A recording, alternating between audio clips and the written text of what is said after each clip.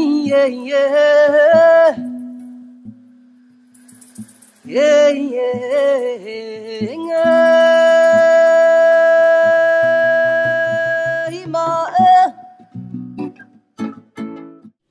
Prosaïquement, je viens à la philosophie parce qu'elle m'intéresse au niveau peut-être déjà de la classe qu'on dit de terminale aujourd'hui, mais que la suite des études que je mène chez les jésuites a dans son programme une période de formation à la philosophie.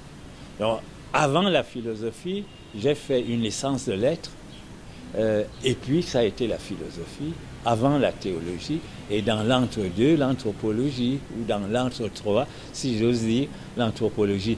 Donc, si je fais la philosophie, c'est parce que je dois l'enseigner, parce qu'elle m'intéresse par ailleurs. Mais vous auriez pu noter que ce que j'écris et qui nous réunit aujourd'hui n'a jamais été ce que j'ai enseigné dans les amphithéâtres. Alors, en philosophie, qu'est-ce qu'on apprend? On apprend beaucoup de choses. On peut devenir un commentateur de toutes sortes d'auteurs, dont certains, selon vous, n'ont eu aucune estime pour les Africains, dans un euphémisme que j'apprécie. Et je vous répondrai que je pourrais répondre abstraitement. J'ai eu l'honneur de donner une conférence à l'université de Berlin, là où enseignait Hegel, et non loin même de là où il a enseigné avec sa statue.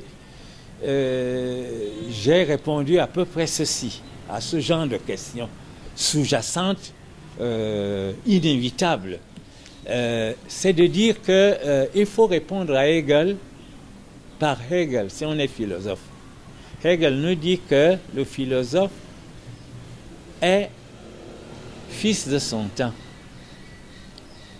Et il n'est vraiment philosophe ou grand homme que dans la mesure où il tire de son temps ce qui celui-ci a de meilleur. Alors, comme fils de son temps, il peut partager les préjugés, les faiblesses de tout le monde, de son temps notamment, et être tenté à consacrer les préjugés contre les nègres. On peut traiter Kant de raciste quand il reprend simplement Hume et le renforce par son enseignement de géographe, du géographe qu'il est aussi. Alors, dans ce cas, si vous prenez un grand philosophe pour celui qui a tiré de son temps ce que celui-ci avait de meilleur, vous avez les armes pour discuter avec lui à ce niveau et non lui chercher des poux, comme on dit vulgairement, le prendre par le petit bout et faire ce que Hegel recommandait lui-même.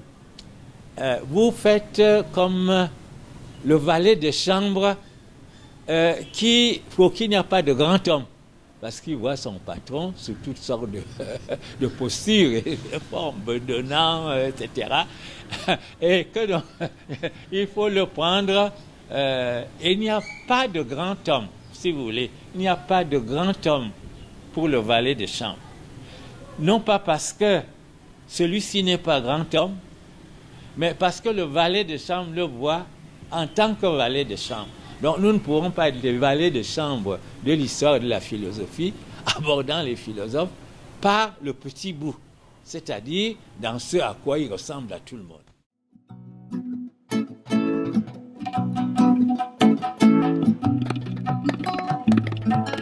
Ewe mwana mzee wa leo, tayari jitowe zidaka ni hondo.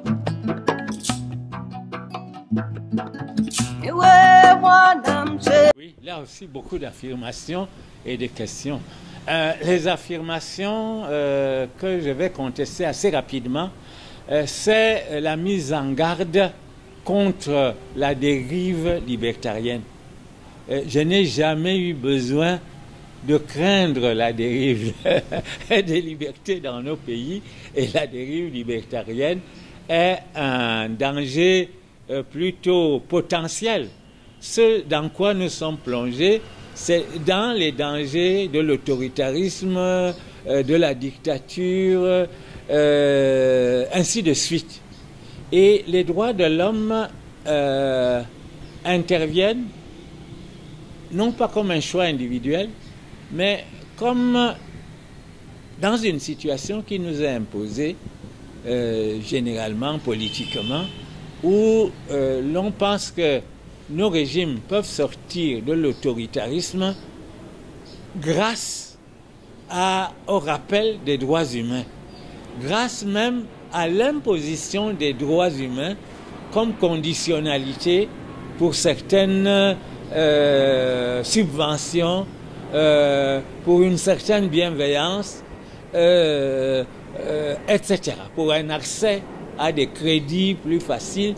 Donc, mon scandale, si je peux parler en ces termes un peu dramatisés, ma réaction a toujours été de m'étonner qu'on doive en appeler à des dirigeants d'un peuple pour prendre en compte les libertés de leurs citoyens en leur faisant, en agitant devant eux des carottes ou des bâtons. Donc, c'est dans ce cas-là que nous abordons le problème des droits humains. On ne peut pas ne pas adhérer aux droits humains dans un tel contexte où on croit qu'ils peuvent servir à atténuer les dictatures et les violences. Mais en même temps,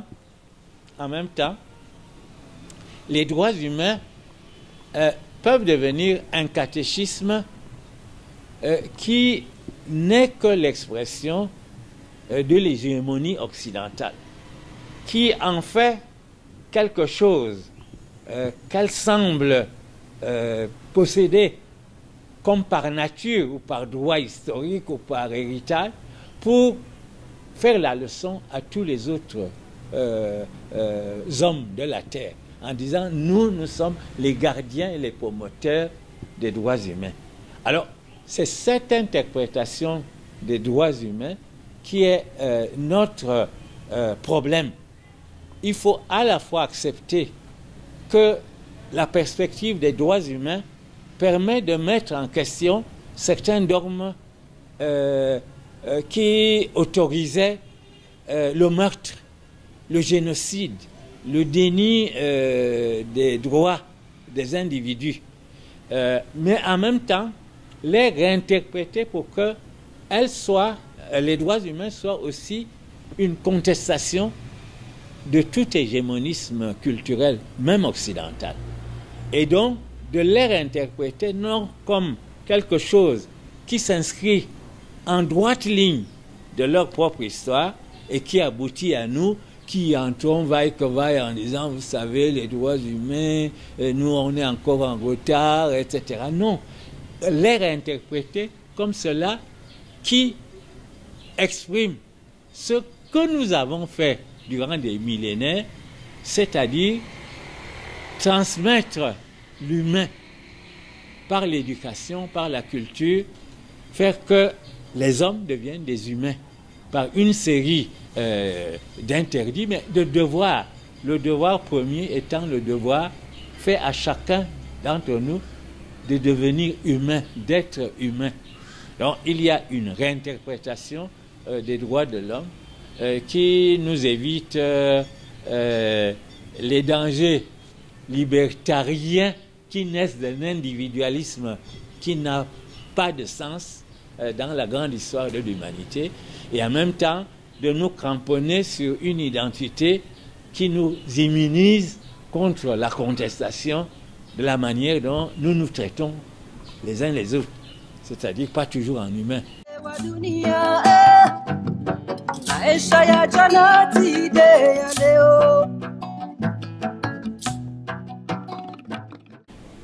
Bon, si tel est le contexte dans lequel vous pensez que se fait la socialisation, c'est un contexte historique donné où les objets ou les sujets de la socialisation sont des individus, sont des collectivités qui ne sont pas soumis à une sorte de fatalité ou de mécanisme naturel, physique, qui les amène nécessairement à ne pas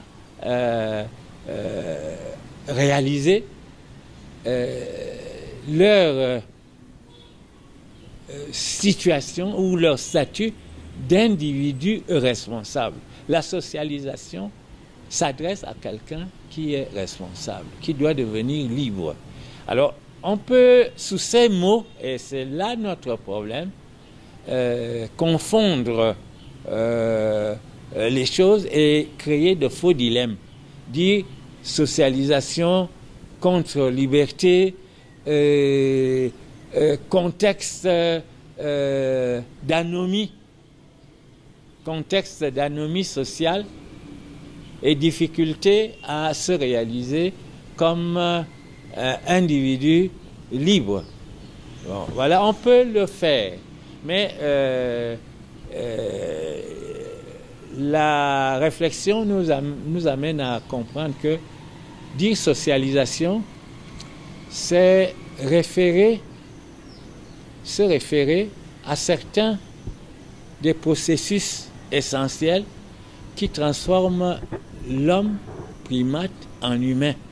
On le socialise en lui donnant le statut d'une personne qui pourra ensuite prendre sa part à la gestion de la collectivité et au final à transmettre un héritage de l'humain.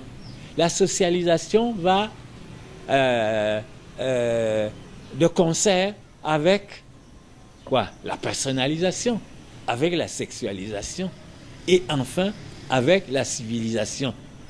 La civilisation, c'est le terme, c'est-à-dire c'est des collectivités qui se reconnaissent comme des collectivités d'humains et dont les symbolismes, les rites sont respectés par les autres dans une alliance. Mais avant cela, il y a la sexualisation. Nous naissons tous avec un certain degré d'indétermination et on doit nous sexualiser, nous rendre hommes, mâles ou femelles. Et donc, la socialisation ne peut pas se comprendre si elle n'est pas prise dans cela qui permet à l'homme de devenir humain, c'est-à-dire en respectant les interdits, en respectant les symboles, en respectant la parole, en fonctionnant sur la parole donnée et en respectant l'intelligence qui s'exprime par la parole, etc. Donc la socialisation n'est qu'un moment par lequel toute société qui se veut humaine, c'est-à-dire capable de transmettre l'humanité de l'homme. L'homme n'est pas homme comme un arbre est un arbre. Il faut constamment préserver l'avènement improbable de l'humain qu'on appelle l'émergence de l'humain. Voilà en gros, mais c'est des raccourcis qu'on peut développer indéfiniment.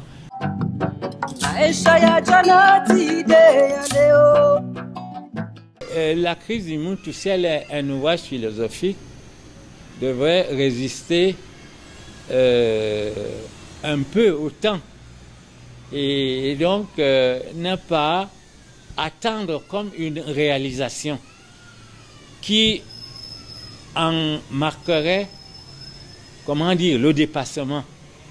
Si c'est un bon livre, il devrait encore être lu et réinterprété et approprié par des individus pour se comprendre, même dans des circonstances changées. Donc, je crois que le livre a résisté au temps Et donc, il est susceptible d'interpeller encore les gens pour leur dire, sommes-nous en train de nous prendre en main, d'exprimer notre liberté, de nous inscrire dans le monde, non pas simplement en subalterne, en subordonné, en mendiant, mais en être humain qui participe au devenir de l'humanité. Donc, c'est un ouvrage qui est encore lu, me semble-t-il, qui est traduit encore. La version anglaise vient d'être traduite cette année. La traduction anglaise est sortie cette année. Et il y a des travaux là-dessus. Donc, de ce point de vue, on peut dire qu'à la fois, ce livre est par bien des côtés dépassé. Peut-être on ne l'écrirait plus dans les mêmes termes, mais il est aussi d'une actualité pour ceux qui savent le reprendre à leur propre compte, activement, et montrer ce qui est peut-être dépassé, mais ce qui est encore actif et utile à qui veut prendre conscience, une conscience critique de sa situation dans le monde d'aujourd'hui. Donc, alors, là-dessus, vous me demandez si, bon, il n'y a pas d'autres personnes, en supposant que je sois un intellectuel, qui fassent le même effort, ou même davantage. Est-ce que je peux donner des noms? On veut des noms. Je dirais que, premièrement, le livre, quand un livre est bon, il s'est fait en discussion, dans un milieu de discussion, même si on n'est pas allé discuter verbalement avec les individus. On a tenu compte de ce qui s'agitait dans la société pensante de l'époque. On a répondu à des objections, on en a inventé préventivement d'autres. Donc, c'est un travail qui est toujours, en quelque sorte, un travail collectif, même s'il est fait par des individus. L'idéal philosophique, entre guillemets, c'est d'être tout seul, ensemble avec les autres. On n'est pas tout seul et on n'a pas la vérité tout seul contre tout le monde. Et ça ne serait pas la vérité, mais ce n'est pas parce qu'on s'immerge dans la foule, dans la masse, qu'on a la vérité. Vous voyez, c'est une dialectique que Merleau-Ponty a bien expliqué. On ne va pas la vérité tout seul parce que ça ne serait pas la vérité. Ce n'est pas la vérité individuelle qui est quelque part qu'il faut à tout prix chercher pour son salut individuel. Mais en même temps, on ne le fait donc pas contre tout le monde. Mais on ne le fait pas non plus contre soi-même en se dissolvant dans la masse, en étant le porte-voix ou le porte-parole de la foule. Voilà, donc, et c'est pourquoi je ne pense pas que je puisse m'imaginer faire des choses qu'aucun autre ne ferait dans notre contexte. Et donc, je n'ai pas à donner des noms, parce que une des exigences d'un certain type de pensée, c'est à la fois d'être attentif aux autres, mais d'être aussi un peu solitaire. C'est-à-dire de ne pas penser uniquement contre les autres ou en commentaire des autres. Sinon, bon, on risque d'être superficiel. Vous interviewez un vieillard, il faut vous attendre à ce qu'il radote et qu'il vous répète les mêmes choses. Ce que j'ai dit de mille manières et écrit, c'est que ce sont des autres qui vous reconnaissent comme intellectuel. Et ils vous reconnaissent comme intellectuel, non pas du fait d'un diplôme, mais du fait de la stimulation que vous apportez à leur vie intellectuelle. Et d'autre part, être intellectuel peut revêtir beaucoup d'aspects. Ma prédilection va pour l'intellectuel commun, celui qui vit comme vous et moi et qui prend en charge les problèmes du commun et qui le fait avec les autres. Les intellectuels communs, j'en vois un exemple, une figure dans Alioune Diop. Alioune Diop a un itinéraire personnel, mais en même temps, il se met au service des aspirations communes des Africains au passage de l'indépendance, n'est-ce pas? Et il le fait non pas en concentrant les choses sur lui-même, sur son œuvre, il renonce presque à écrire. Il écrit de très bons éditoriaux qui sont stimulants jusqu'à aujourd'hui pour nous, mais il fait, comment dire, éclore d'autres intelligences, d'autres individus. Il permet, j'allais presque dire, c'est sacrilège, il permet à Cheikh Anta Diop d'exister intellectuellement. Les livres de Cheikh Anta Diop sont refusés partout. C'est Alioune qui prend le risque de les publier, de les éditer. Et ainsi de suite.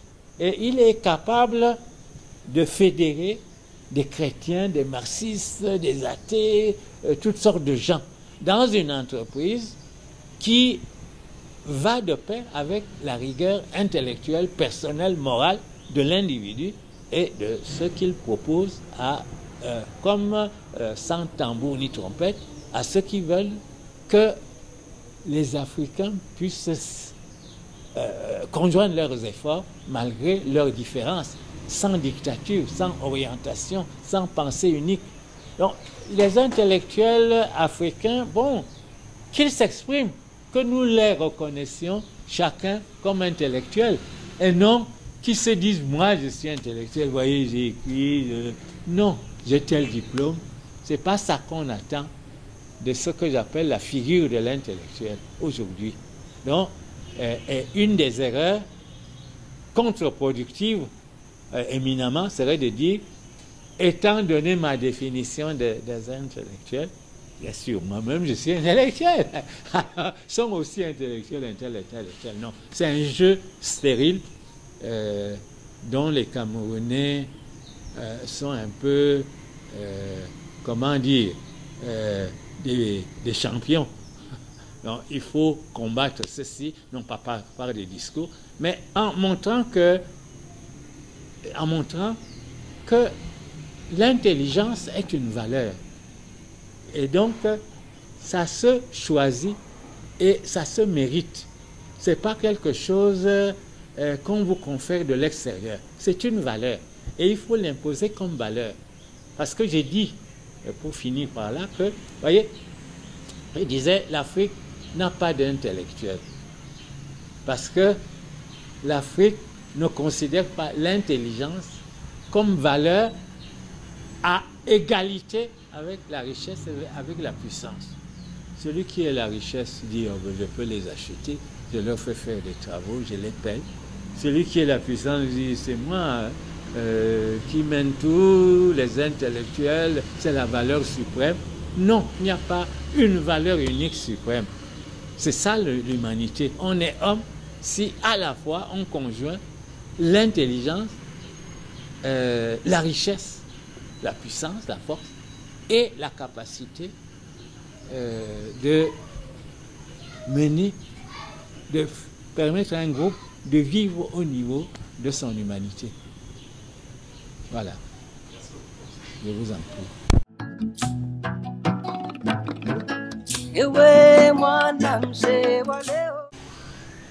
Alors, l'impensable, l'horreur n'est pas d'abord objet de pensée, c'est un objet de révulsion vitale, de fuite, de combat, de lutte, etc.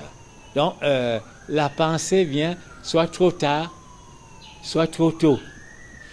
Elle vient elle est venue trop tôt pour ceux qui ont négligé de considérer que l'homme n'était pas un acquis, que ce qu'ils croyaient le fondement de leur culture, la religion ou leur culture dite traditionnelle, étaient comme des rentes d'humanité. Ils ont oublié que l'homme a à se réinventer constamment souvent dans des conditions absolument inédites, quitte à continuer dans ces conditions inédites, à savoir qu'il n'est pas le premier humain, qu'il a quelque chose qu'il a reçu et qu'il doit transmettre contre toute probabilité. L'homme est une réalité improbable, l'homme humain. Et donc, notre manière de ne pas être muet devant l'horreur, c'est d'accepter d'ailleurs, d'abord qu'il faut combattre l'horreur, qu'il faut le refuser de toute sa puissance ou de toute sa force, mais en même temps ne pas oublier que nous aurions pu faire autrement, que ce n'est pas tombé du ciel, que ce n'était pas une fatalité, que par exemple la sacralisation des frontières est quelque chose d'historique, bon, qui montre là partiellement ses limites qu'il faut dépasser maintenant sans s'accrocher comment dire, au fétiche de la souveraineté nationale territoriale. Ça vient d'où cette souveraineté? Ça, c'est des produits historiques d'une histoire donnée qui montrent ses limites quand elle est transposée en absolu, qui transcende l'histoire, qui dépasse l'histoire et les contextes géographiques, culturels, etc. Et le respect de l'homme, nous disons la culture, les Africains, c'est la culture de l'homme, c'est la patrie, non même pas des droits de l'homme, mais de l'homme. Mais ça veut dire quoi réellement pour un intellectuel de reprendre ce discours en oubliant que ceci peut alimenter l'humanité, l'inhumanité la plus atroce, que la volonté de créer l'homme nouveau, socialiste, communiste, a donné le goulag, a donné les camps de concentration. La liberté peut s'imposer à coups de bazooka. Elle peut être le porte-flambeau de ceux qui veulent vous anéantir. Donc, la pensée critique n'est pas un luxe. Et ne nous dites pas, ah, la philosophie, on n'en veut pas, on veut d'abord manger. Oui, mais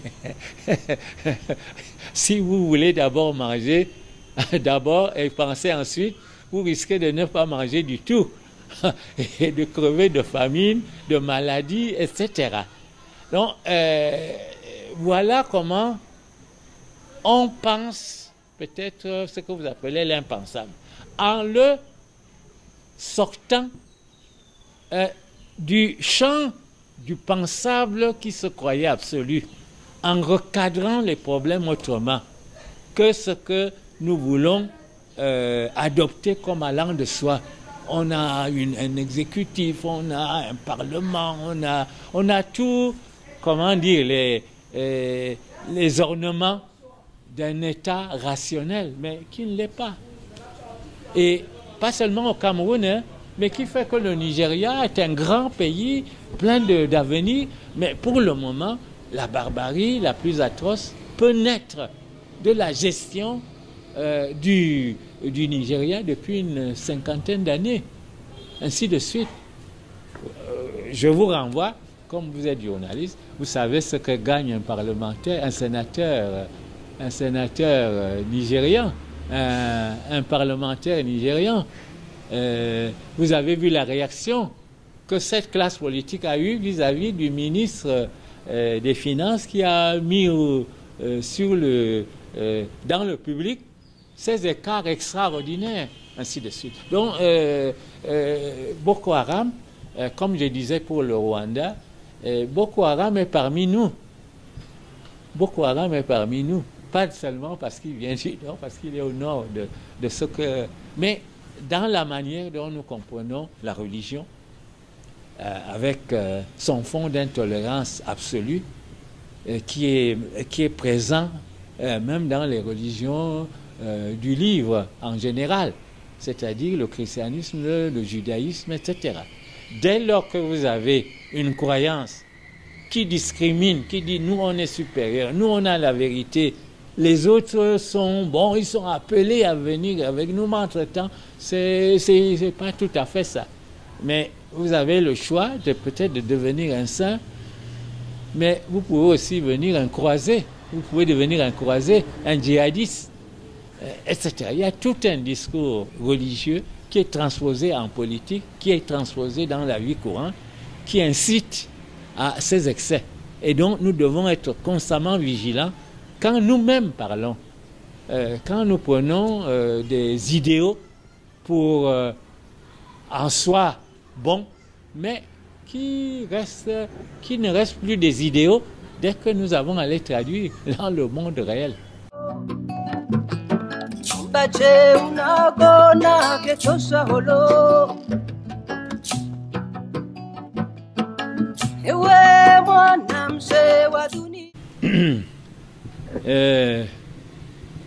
Il est bon d'encourager les signes qui annoncent l'aurore.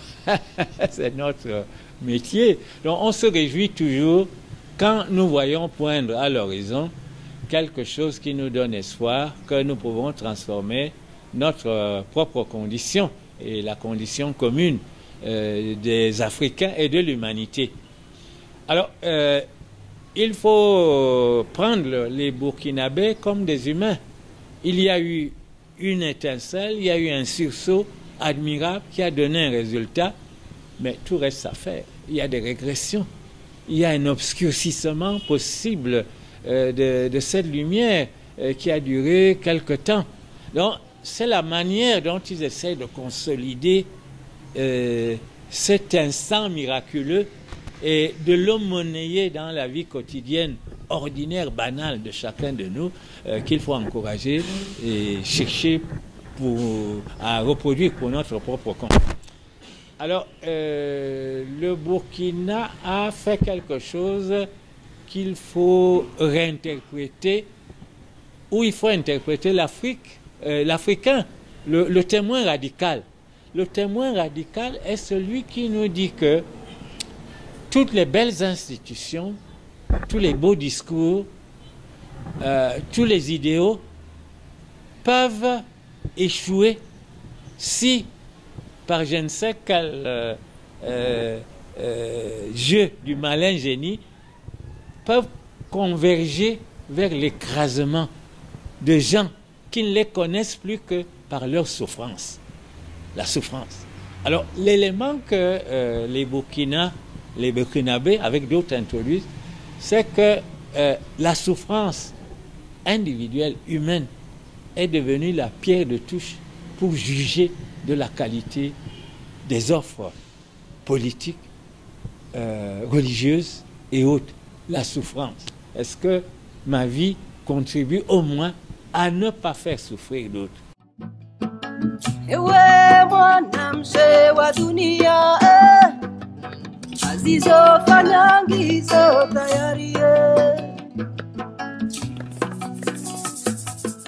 Cette entreprise a été jusqu'à présent une entreprise éminemment précaire, dépendant, j'allais dire, de la richesse ou mieux de la pauvreté de son promoteur. Je me suis débrouillé avec mes salaires, avec peut-être parfois mes petits mes honoraires pour tel ou tel séjour ou voyage pour le faire marcher. Mais c'est une entreprise qui s'est voulue toujours collective, qui a voulu échapper non pas aux obstacles d'une distribution ou d'un management soumis aux impératifs de l'économie telle qu'elle est, mais qui devait échapper à l'esprit de dépendance. Et donc être le résultat de l'apport de ceux qui sont partie prenante de cette aventure. C'est pourquoi c'est toujours ouvert. Des jeunes estiment que cette entreprise ne doit pas mourir. Moi, je n'ai plus la capacité de m'en occuper tout seul. Donc, on est en train de tout remettre à plat et j'attends des initiatives pour dire, voilà, pour que ça continue dans le même esprit, voilà ce que nous devons faire. Pour que nous ne finissions pas par être ceux qui cherchent des financements de façon indiscriminée, à gauche, à droite, pour sortir un livre où on voit coexister je ne vais pas donner des noms. Donc, c'est ce danger-là qui est le plus menaçant pour l'esprit. Parce que pour l'esprit de ce projet veut être une réalisation ou une illustration ou une réalisation même microscopique de la volonté de payer de nous-mêmes pour ce qui est important pour nous. Par exemple, si nous croyons que la liberté est quelque chose, j'ai toujours été étonné de voir que peu de pays peuvent financer leurs propres élections. Ainsi de suite. Alors, si vous ne pouvez pas payer, voyez, on tombe dans le double bind, hein, les situations paradoxales de la double contrainte, où je vous dis, il faut être libre. Mais pour être libre, je vais vous aider à être libre. Mais vous ne pouvez pas être libre si je vous aide à être libre. Vous ne pouvez pas, ainsi de suite. Donc, c'est cela, c'est cette contradiction dans laquelle nous sommes en permanence. Nous voulons une initiative, nous voulons une liberté de penser, et nous savons que nous la perdons quand nous devons nous ajuster aux forces et aux puissances qui vont nous aider, qui vont nous financer. Je veux dire, vous ne pouvez pas écrire certains travaux dans le cadre du fonctionnariat qu'est l'enseignement public. Vous pouvez les écrire marginalement. Mais si vous dites, si j'écris ça, je vais perdre telle promotion, je vais même perdre mon poste, pourquoi vous écrivez dans les journaux durant les années qu'on dit de Braise? C'est une question qui m'était posée. Et si je suis parti d'Mbouakele, c'est parce que j'ai fait l'erreur d'écrire pendant ce temps d'une façon qui feignait de ne pas encourir de risque d'être muselé, et feindre, non, qui prenait le risque d'écrire, quitte à en payer peut-être des conséquences. Donc, terroir n'est que, comme vous diriez, la métonymie de l'Afrique, qui ne peut vivre que si elle se prend en charge. Mais si elle ne se prend pas en charge, efficacement, elle va vivoter et disparaître.